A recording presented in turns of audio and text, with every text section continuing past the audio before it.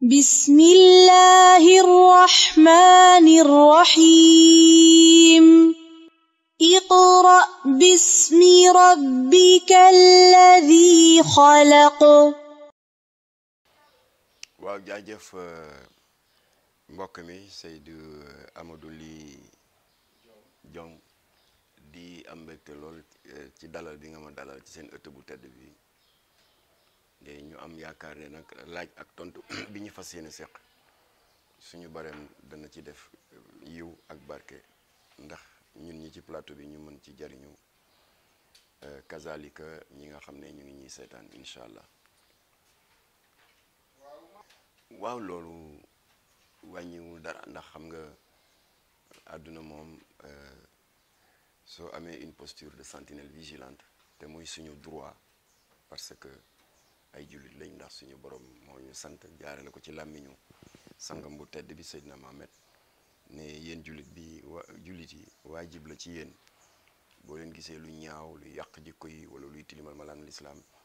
na ngeen ci taxaw am ci une réaction fii yadihi la wax par l'action nee na bu jàppandiwul fii lisaanihi ngeen wax su jàppandiwul nee na fi xalbihi ngeen naqaru ko seen xol ba yàlla xam ne da ngeen néew doole waaye naqari na leen alors Jamra loolu lay jëfee donc c'est notre droit le plus absolu bu ñu gisee série boo xam ne borom moo ngi ci wut xaalis am ay milliardaires sponsors yu làqatu ci ginnaawam mu ne je vais choquer pour avoir beaucoup de vues et pour me faire de l'argent di yàq jikko xale yi di porter atteinte à leur santé physique à leur santé mentale et morale di dégrader l'image de la femme di toroxal jigéen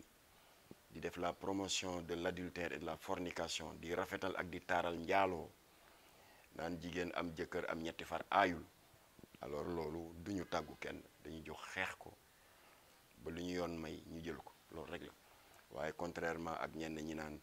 Jamra veut être le gendarme de la morale ou le directeur de la conscience loolu wax ju yàqu la te wax la joo xam ne sax yàpp sénégalais yi weesuwul ku xam sénégalais ak ni mu ngoyee sur les valeurs de démocratie et de liberté d'expression nga jóg naan yaa ngi koy wutal directeur de la conscience kooku yaa ngi saaga la conscience des sénégalais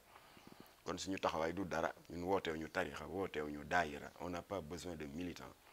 suñu taxawaay du dara du taxawaay taalibe rek mu di ànd ak suñuy moroomi taalibe joxante loxo ngir ndono lu rafet li fi mag ñi bàyyi ñu mën ko sàmm aar ko ba ku ko bëgg a xajamal mbaa nga bëgg ci xëpp suuf ak koo mën a doon lobby homosexuel lobby maçonnique wala les lobby financiers yi laqatu ci ginnaaw série yi di jàllale société sénégalaise ay jikko yu bon ñu jóg jàmmaarloo ak yow mu jaaral ñu lu ne loolu rek la waaw koo xam ne nag yow nee nga yii di yàq société bi garaawul toogal ci sa ruq rek te nga bàyyi ñi ñun ñu xeex waaye doonee garaawul ba pare ne bu kenn wax loolu moom mënul ne mars moom mosu fee jóg dafay depuis jamono yonent bi Seydina Mohamed xeex na ko ba ni mu wijjee boromam ñu mag ñi fi tëdd fii Touba ak Tivaouane ak Ndiassane ak Thiénaba ak Niassène Medina Baye Layène famille omarienne xeex nañ ko ñoom itam seen kem kattan ba ku ñu nekk ci ñoom jëf nga bàyyi fi ku nekk ci ñoom bind nga bàyyi fi ku ci nekk ci ñoom wax nga bàyyi fi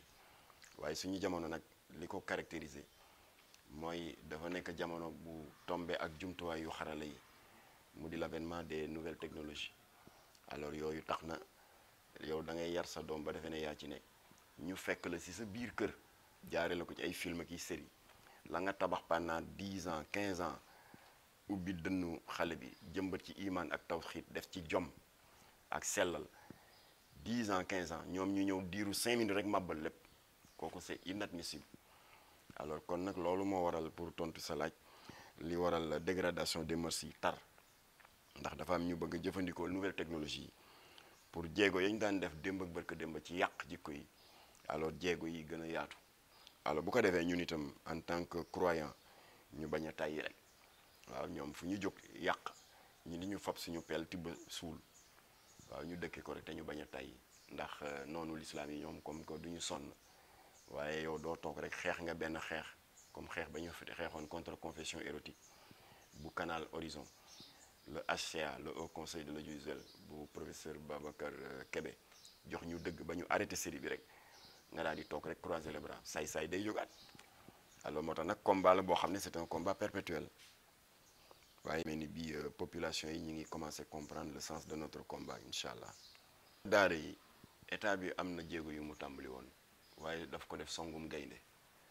nga songum gaynde rek départ bi nga def lu rëy ba noppi mu daal di seddaat naka jekk le 4 février 2010 dafa amoon benn arrêté général du gouvernement boobu nguuru Ablaye Wade la fi fekkoon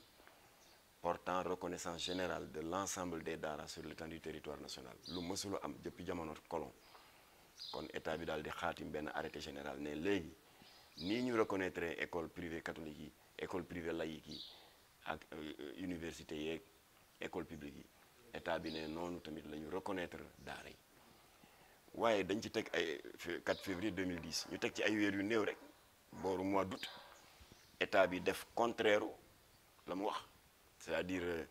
mu ngi jaaroon ci loxo Souleymane Ndéné Ndiaye premier ministre jóg xaatim benn këyit rek daal ne ah comme que kii reconnaître nañu daara yi donc mendicité tere nañ ko boo gisee à l'époque ñun Jamra ñu jóg def déclaration bu tàng jër ne ànduñu ci ce n'est pas pour wax ne dañu ànd ci yalwaan parce que yalwaan ci boppam l'islam gërëmu ko parce que Seydina Mohamed wax na ne loxo bay joxe waaw moo ëpp valeur fuuf loxo bay dékku kon l'islam bu sañoon ñëpp nekk ay garmi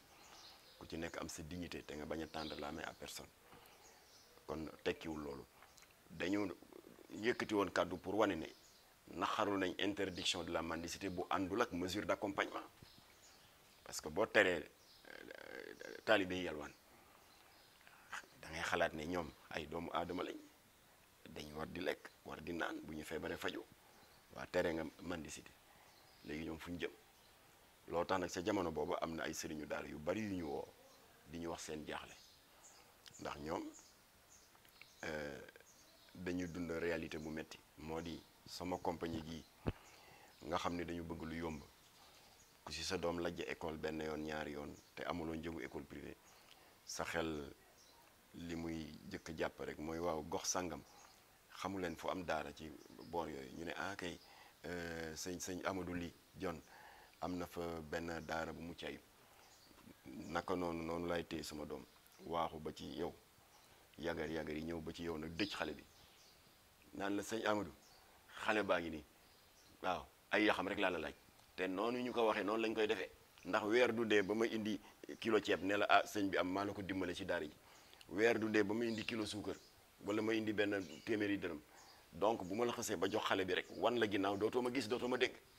waaw man bu ma defee noonu keneen def noonu nga jékki-jékki am fukk ñaar fukk ñeent fukk juróom fukki taalibe yoo xam ne yow xëy na ba nga daan liggéey boo demee sax benn planton nga woon fii ci mairie bi wala agent administratif retraité dégg nga bëgg jaamu yàlla rek ci di bokk séddoo ak xale yi sa xam-xam moo taxoon nga ubbi daara te pension sagaru pension ba ngay am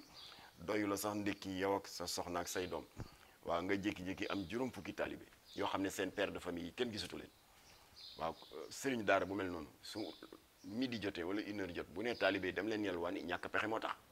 waaye waxu ko pour ne xale yi dem leen ngeen yàqu ji alors moo tax ñun ñu waxoon état bi ne leen mendicité bi war nañ ko utal saafara waaye d'accord ñu ngeen bëgg brusquement xaatim kayit ne tere nañ ko à partir de tey te taalibe bu ñu jàppati ci mbedd mi dinañ la téye nga yóbbu ñu ci sa sëriñ ñu jàpp ko teg ko ay daan c'est injuste parce que sëriñu daara yi jaaduwul ñuy fab mbirum yalwaan bi yëpp xëpp ko gàll ko seen loos waaw ñun père de famille yi ñoo leen teg loolu ñu nekkee yéen état yéen a leen teg ñoom loolu lu ñu nekkee parce que ñun père de famille dimbaliwuñu leen xëy na ñun néew ñooy joxe seen doom léeg-léeg ñu jaar fa nemmeeku waaye li ci ëpp ku si xës ba joxe sa doom sëriñ bi du la gisati état bi yéen itam dimbaliwu leen ndax at bu jot état ngi yëkkati ay millions yu takku di ko dimbale les écoles privées laïques et confessionnelles état baa ngi koy def école nangam 15 millions par mois par année kii 30 millions par année te école privée la yoo xam ne dañuy fay élèves yi dañuy fay ñu ngi ami alal bu dul jeex sëriñu daara nag moom day def fi sabilillah fayeekuwul ba pare yow état dimbaliwuloo ko mu yor ay bakken nga ne ko ku fi génnati yalwaan dinañu dal sa kaw sëriñu daara du dëgg du yoon. alors ba ma ñu waxee loolu mu am kilifa bu nekk présidence bu ma woo ah Makhtar yoo xam nga day président de la république dafa la jox cër bu rëy ndax sa déclaration bi tàng na trop alors que yow da nga bokk ci ñun yaay porte-parole mouvance présidentielle bi parce que dafa mel ni Seydou Gueye ministre Seydou Gueye position bi mu am tey ci Benno Bokk Yaakaar ndax moo yor seen kaddu man suñu Benno Bokk Yaakaar ci jamono Abdoulaye mu ngi tuddoon CAP 21 64 partis yu jàppale président de la république Iba Der Thiam ne ko coordonnateur bi man ñu dénk ma seen kaddu may seen porte-parole mu ne voilà président donc jox na la cër bu rëy wëlbatiku nommé la PCA président conseil d'administration bu CICES kon vraiment déclaration bi nga def daal nangam ma ne ko waaw bu ma defoon buuru Makka sax jaadu na bu ma gisee ci sama diine nguur gi di fa bëgg a dugal loo xam ne loraange lay doon dama war a toog bu ëllëgee nu ma koy yàllaayo si suñu borom loolu lu mu jotee ak ay nommé nañ la fekk nommé la directeur nangam lu mu jotee dama ne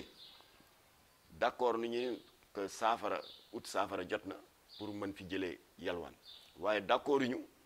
ngeen jóg xaatim kayit ne na yalwaan bi dakk te kuñ ci jàppati dañ la tëj te amul mesure d'accompagnement mu ne waaw loolu mesure d'accompagnement noo leen ko gisee ma ne ngeen tëddee njaaxaanaay yéen état la ngeen di jox école privée yi ngeen di ko jox daara yi sëriñu daara lii ngeen di jox école privée boo leen ko doon jox benn xale du taxawal ci biti alors ma ne ko ndax daara yàlla dafa dogal mag ñi ñoo ko fi samp amoon na temps daara nekk loolu tubaab di wax benn foyer d'excellence mu nekk béréb boo xam ne xam-xam ak leer moo fa daan jolli am na beaucoup de cadres de l'administration ak ay kilifa yu ñëpp xam ci réew mi daara moo leen meññ ma ne ko ana Alaaji Rawaan Mbay daara la jóge nekku fi woon directeur institut islamique nekku fi professeur de lettres fii ci université di jàngal ay maîtrisards ki borom xam-xam yu rëy ci wàllu nasaraan daara moo ko formé ma ne ko ana le grand leader médiatique rahmatullah alayhi Sidi Lamine Niass ci daara la génne yore un groupe de presse bu am plus de 500 personnes mu di leen jox salaire ñuy yóbbu di teral seeni njaboot ci daara la jógee ana sëriñ bu Seyde CCBM yore benn industrie bu mag de vente de véhicules ak ay appareils électroménagers ak yeneen nekk chambre de commerce bu Kaolack kooku daara kokki bii fa la génne ma ne ko kenn mënu ko lim ba mu jeex ndax daara dañ ko joxoon ak xam waaye léegi daara dañ ko toroxal daara dañu damm dara jaam sëriñu daara yi ñu kasaraal leen ah ba koo ci gis ngoro la fa téye rek ak dégg nga di si jaamu yàlla rek waaye ay mettit kese la alors après nag mu ne ma waaw léegi comme que ñu ngi ci fin d'année bi parce que lii ma lay wax 2011 la woon te dans quelques mois élection yi day ñëw dama la bëgg a informer ni benn kilifa bu ne présidence te woowoon ma moo ma doon wax lii que président de la république Abdoulaye Wade mu ngi négocier ak banque islamique de développement parce que dafa am lu mu sumb lu ñu tuddee projet de modernisation des daara ma ne ah waaw baax na ñun ñu ngi toog di xaar rek di déglu waaye pour l'instant daal nii ngeen bëgg a singale sëriñu daara yi ñun ànduñu ci ah naka noonu élection yi ñëw nguur googu jóge fi ñoom Macky Sall toog ñun itam ñu yëkkatiwaat même ñaxtu mu am jege ñaale président Macky Sall dégg coow li ñu jox ko ci téléphone mu ne ah Jamra seen déclaration bi tàng na de ma ne ko non ñun nguur gu fi mënti romb la nga ñu fekkoon ñu di ko bañ démb ak barke démb dañuy continuer di ko bañ rek mu ne waaw justement président Macky Sall lijjanti na au niveau de la banque islamique de développement benn financement 9 milliards jël na 1 milliard ci gafaga nguur gi dolli ci muy 10 léegi nag créé nañ benn commission boo xam ne dañ ko dénk ministre de l'éducation nationale moom moo koy piloté dafa war semaine prochaine def le tour këru diine yi sottante ñoom xalaat ci wàllu projet modernisation daara yi ah ñu rafetlu loolu ba pare ubbi suñu bët di xool naka jekk la ñu ragaloon moom mu jàmm ba mu jógee ne dafay bëgg a waxtaan ak ñi ma war a waxtaanal pour xool ni ñuy démarrer projet bi ak 10 milliards yi naka lañ koy defee dépenser ñu gis ko ne ci télé yeeg yooyu que mu ngay dem di waxtaan ak sëriñ xalif généraux yi ah ñun ñu ne ko da ngeen di sonnal xalif généraux yi rek da ngeen leen di fitnaal ndax xalif généraux yi géré wuñu ay daara seeni jawriñ ñooy gérer daara yi kon na ngeen waxtaan ak avec les acteurs des écoles coraniques c'est-à-dire les maîtres coraniques eux-mêmes ba coow la jibee ndax ñoom ba ñuy def seen tournée am na étape bu ñu eggoon génn wax ak presse bi sëñ Sidi Maxtaar Mbakke rahmatullah alayhi am luñ ko jottali ci ay kàddu ne ko ñii nee nañu yaa ko wax mu daal di yónni doomam fekk amoon na assemblée générale bu mag foofu si Touba Daaru Xuddoos bokkoon na ci mouvement islamique bi ñuy wax Muqaddimatul Xikma bokkoon na ci waa Safinatul Amaan bokkoon na ci madrasatul Quran ak yeneen i kuréel ndaw li fa toogaloon xalif général Sëriñ Sidi Maxtaar Mbakke lan la wax sax daal di jël kàddu si turu xalifa bi daal di ne daal ñoom ñu ngay jaaxle ci li ñuy dégg naan Touba ànd na ci projet de modernisation daara te ñoom ba ñu toogee xalifa bi kàddu ya ñu weccoo ak moom ak compte rendu ba ñu ci def dafa safaanoo ndaw li ne nit ki boo ñëwee ne ko dañu bëgg moderniser daara mu ne la waaw ci ban anam nga ne ko waa taalibe yi yow ñoom fu ñuy jànge nga ne waaw li ci ëpp dañ leen abal ay kër yu ñu abandonné wala kër yu ñuy tabax te eggul wala ay garage nga ne ah dinañ leen utal ay béréb yu mucc ay yu mel ni école yi ah loolu kay modernisation la kooku wax mu rafetal ko nga ne ko taalibe yi bu tëdd jotee fu ñuy tëdd ah ñoom day léeg-léeg ci dër bi léeg-léeg dañuy lal ay basang nga ne dañ leen wutal ay matelas éponge kooku modernisation la ku nekk ànd na ci soo ne waaw ñoom bu ñu feebaree fu ñuy fajoo nga ne ah xanaa dañuy tàllal loxo yàlla rek nga ne ah dinañu jël ay ticket jox ko sëriñu daara bi taalibe bu ci tawat ñu jox la ko nga dem ci poste de santé bu la gën a jege te doo fay loolu modernisation la waaye sëñ Sidi Maxtaar ne leen nag waaye anam nga Seydil Hadji Malick anam nga Cheikh Ahmadou Bamba Cheikh Al Khalifa Baye Ibrahima Baye Ñaay jàngee alxuraan te daan ko jàngale sëñ Sidi ne leen loolu mënee su ko moderniser bu ko kenn laal loolu la leen wax waaye ñoom ba ñuy def compte rendu bi dañu masqué wax jooju indi yeneen wax parce que loolu leer la ak yiw bu fi mag ñi bàyyi bu ko kenn réformé bu la neexee nga dugal xale yi ci étage yoo xam ne miir yi wurus la loke bunt yi jama waaye anam nga Cheikh Ahmadou Bamba jànge alxuraan te daan ko jàngale te ñamu ko jàngal ñoom itam ñu ci anam googu lañ ko jàngale muy watat di watatu ba egsi ba si jamono bi sëñ si dine loolu bu ko kenn laal parce que loolu mënee su ko moderniser alors kon nag ñu ngi sant yàlla bi nga xamee ni commission bi Macky Sall président Macky Sall dénk liggéey boobu dem nañu ba seetlu ne ñañu waroon a waxal waxuñoo ak ñoom mu di sëriñu daara yi moo tax maa ngi delloo njukkal suma doomu ndey oustaz Adama Seck di secrétaire général de la fédération nationale des associations des écoles coraniques ndax ñoom xeex nañu taxawaayu bañkat dëgg ba état jox na leen seen gëdd ba boole nañ leen ci waxtaan bi voilà léegi état ngi toog ak ñoom di waxtaan te mu ngay avancé te am naa yaakaar ne bu ñu nee ba ca cappaandaw la état dana ci gis boppam sëriñu daara yi gis ci seen bopp voilà ndax àdduna tëddee noonu lépp ci waxtaan la xaj ndax suñu diine moo ñu jàngal wa amruhum shura baynakum alors Seydina Mohamed nee na day leen di faratal shura mooy concertation wala di ko wax diisoo fa isa azant fatawakkal ala laay boo leen demee ba li leen war yëpp ngeen def ko su boobaa nag ngeen mën a wàkkirlu ci yàlla voilà kon ñu ngi sant yàlla te di ñaan suñu borom def déggoo diggante état bi ak fédération des associations des écoles coraniques ndax dafa jot ñu joxaat daara gëddëm ndax mu mën di meññ ay borom xam-xam ak ay kilifa comme ñi ma tuddoon sànq incha allah. man dama ciy profiter pour ñaax état bi parce que tubaab dafa wax ni c'est en faisant des erreurs qu'on apprend pour ñaax état bi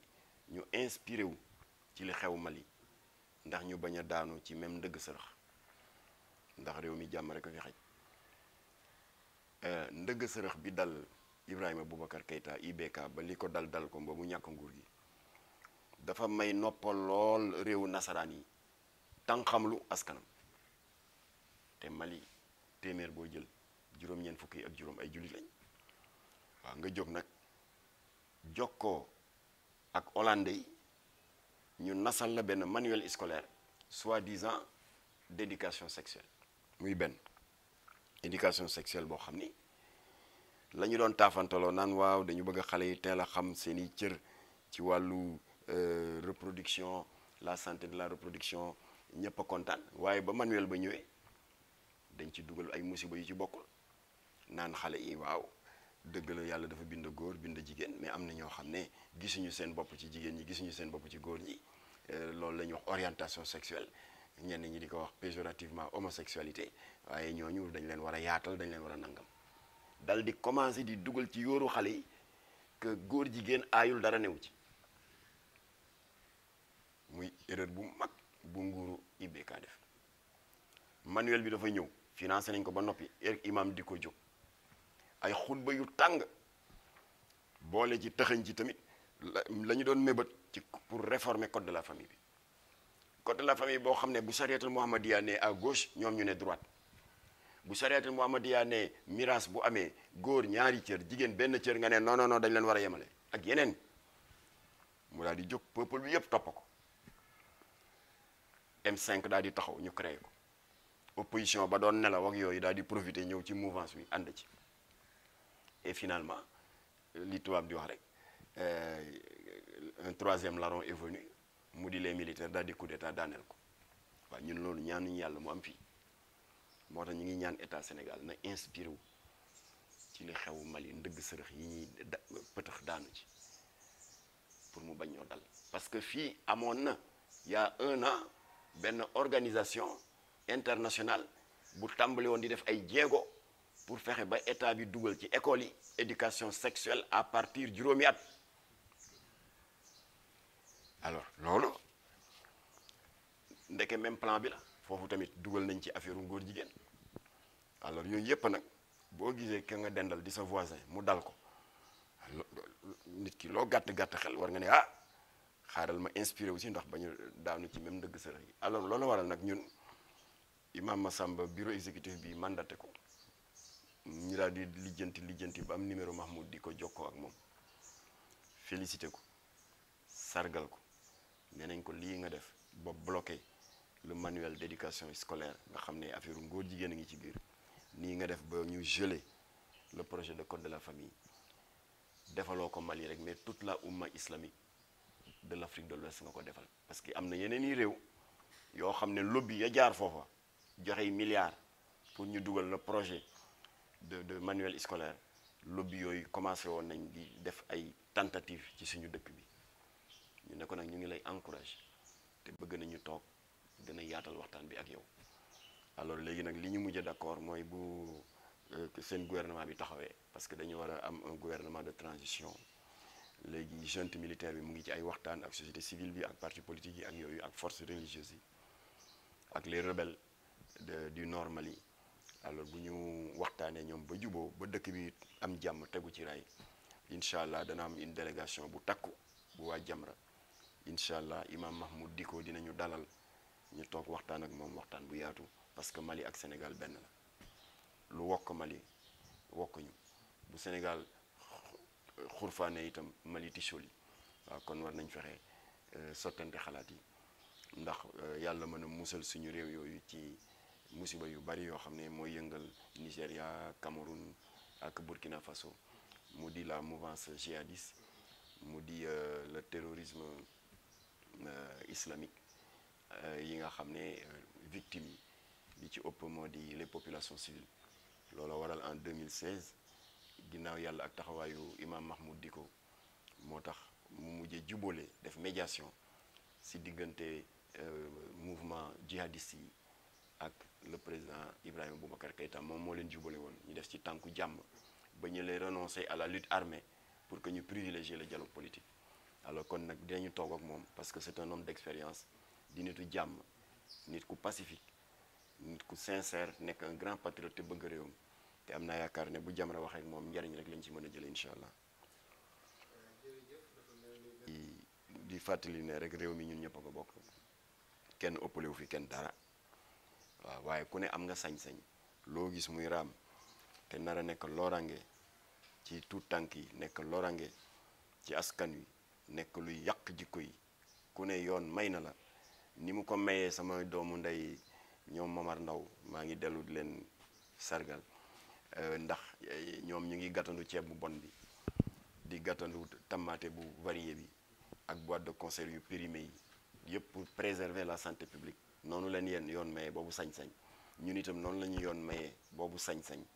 en tant que ONG islamique Jamra produit consommation bu ñu gis mu bëgg a dugg ci yóoru xale yi dafay jikko yu bon jikko nasaraan alors ñu jox xeex ko ci kaw charte yi yoon tëral ba lépp a teguwaat ci yoon. alors léegi nag ñu ngi yégal askan wi ne loolu rek warul nekk combat wu Jamra Kott na si ñëpp jóg ndax Sénégal bu baaxee ñun ñëpp la baaxal kon nag yàlla na ñu yàlla dàqal seytaane yàlla na yàlla def jàmm ci réew mi yàlla na ñu yàlla làqal Sénégal fu yàq yeggul asalaamaaleykum wa rahmatullah.